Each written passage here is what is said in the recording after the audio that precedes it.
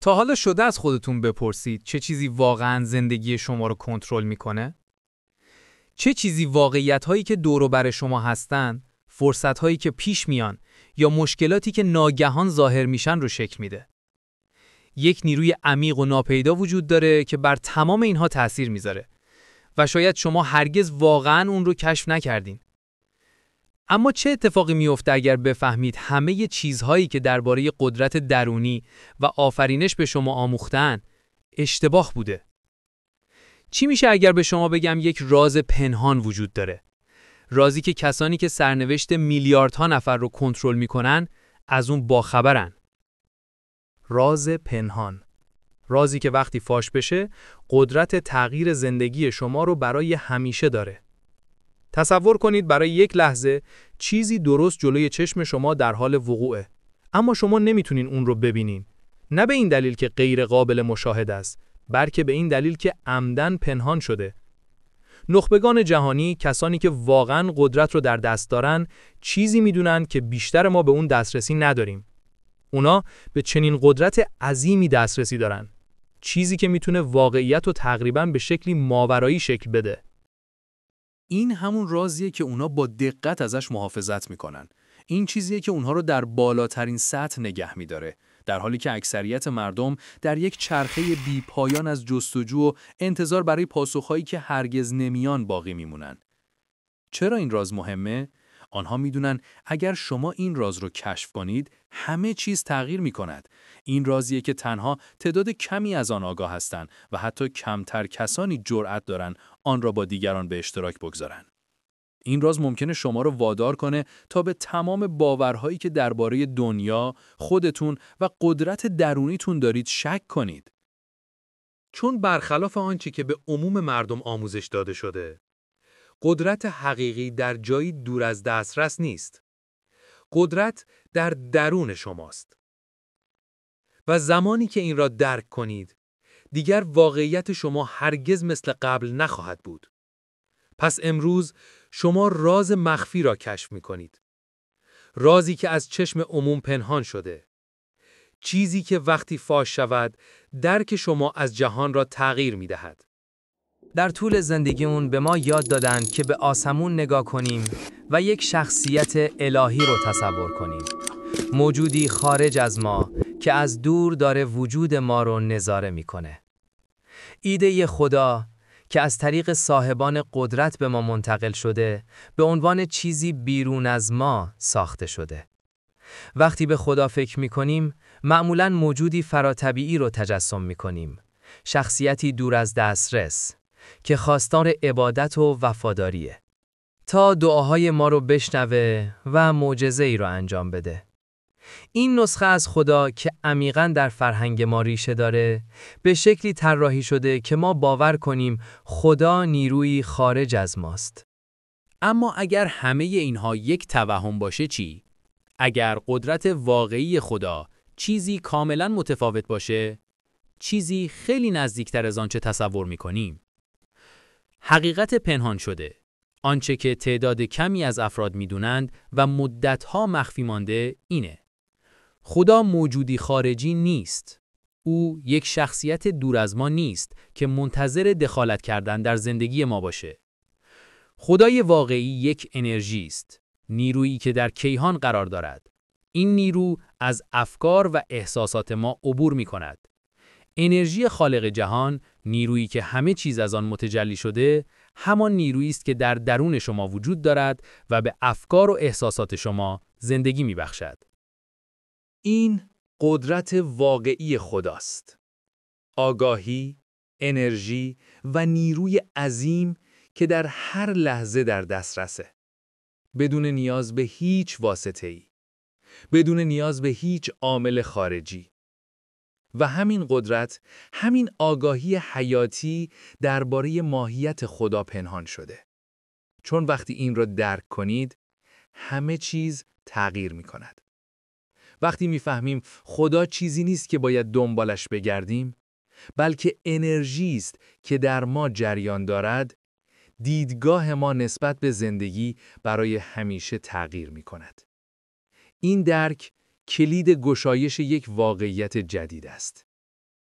جایی که شما متوجه می‌شوید آفرینش، قدرت و تجلی به دست خود شما انجام می‌شود. برخلاف آنچه به ما آموزش داده شده، تغییر واقعیت زندگیمان با تمام محدودیت‌ها و چالش‌هایش با استفاده از قدرتی که همه ما داریم امکان پذیر است. صاحبان قدرت چه می‌دانند؟ صاحبان قدرت دانشی دارند که بیشتر ما هرگز نمی‌تونیم تصور کنیم. آنها می‌دانند که شکل دادن به واقعیت زندگی در قلمرو قدرت درونی قرار دارد.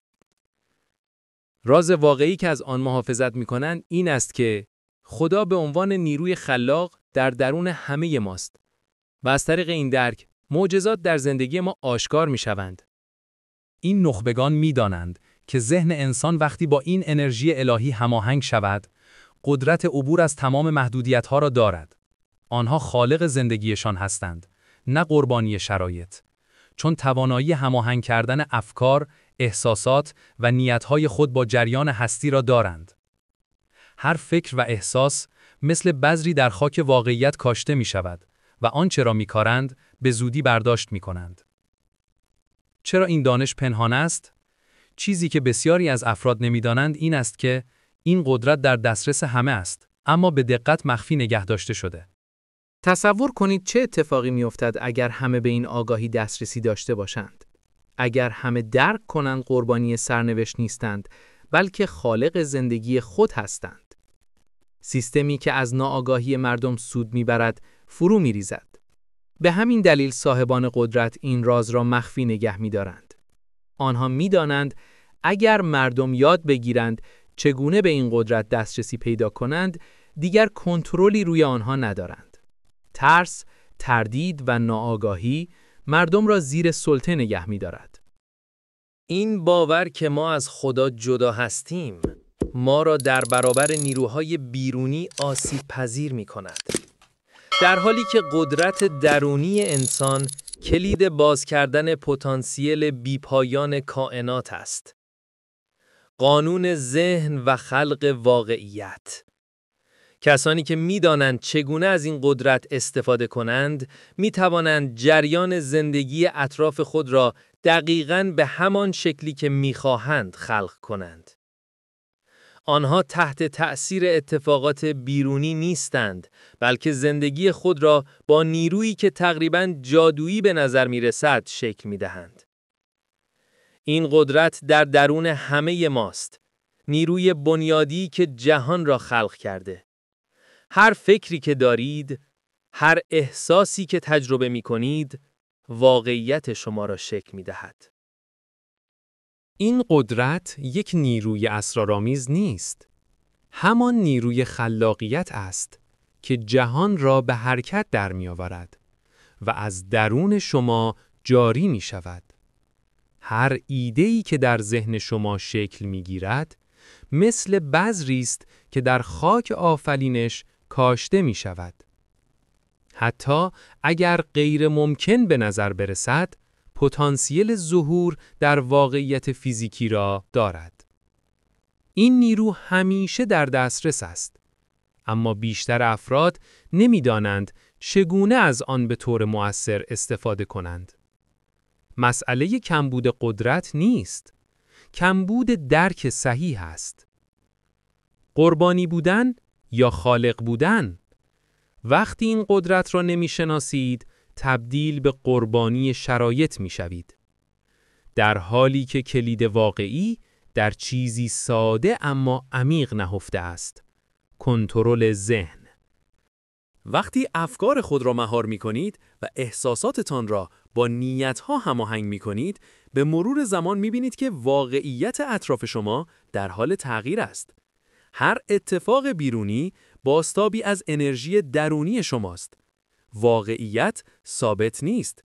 واقعیت بازتاب انرژی است. افکار، باورها و احساسات به شکلگیری جهان کمک می‌کنند. دستور جهان چیست؟ هر فکر فقط یک تصویر ذهنی نیست، یک فرمان مستقیم به جهان هستیه. هر فکری موجی ایجاد می‌کند و جهان به آن موج پاسخ می‌دهد. اما یک نکته مهم وجود دارد. فقط تفکر کافی نیست. نیت، تمرکز و وضوح لازم است. تنها 1% افراد این را می‌دانند. آنها اجازه نمی‌دهند افکار آشفته و پراکنده باشند. آنها ذهن خلاق را پرورش می‌دهند. هر فکر یک هدف دارد، یک مقصد دارد. وقتی ذهن با قدرت درونی هماهنگ شود، واقعیتی خلق می‌کند که با نیت‌های حقیقی شما همسوست.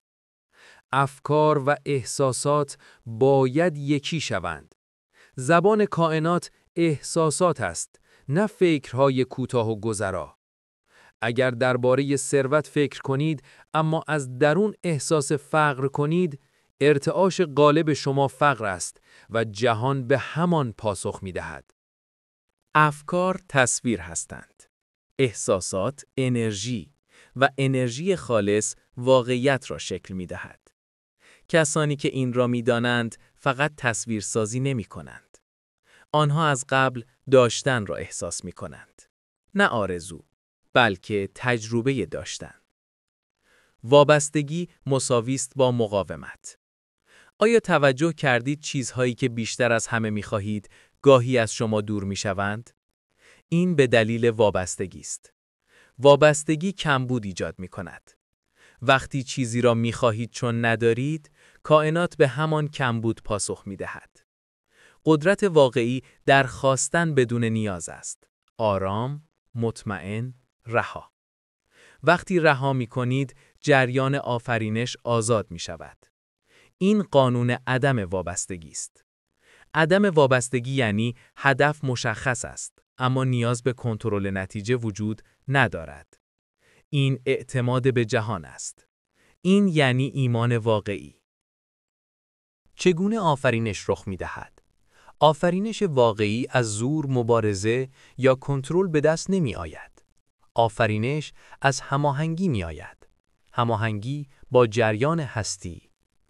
وقتی نیت مشخص باشد اما وابستگی رها شود، کائنات پاسخ می‌دهد. چون شما با پیام ارتعاشی خود می‌گویید من از پیش کامل هستم و جهان به این ارتعاش پاسخ می‌دهد. وابستگی یعنی کمبود، رهاسازی یعنی فراوانی. از آرزوهای شما همین الان در میدان کوانتومی وجود دارند. همه چیز آماده است، اما تحول واقعی از انتظار منفعلانه نمی آید. تحول از اعتماد و عمل آگاهانه آغاز می شود. شما توانایی دارید واقعیت خود را شکل دهید. فقط باید اولین گام را بردارید. جهان منتظر انرژی شماست. زمان هماهنگی همین الان است.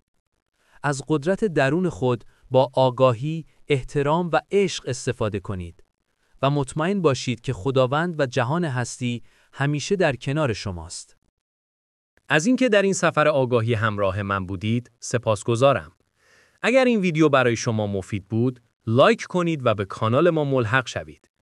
این ویدیو را با دوستانتان به اشتراک بگذارید تا آنها هم به این آگاهی دسترسی پیدا کنند.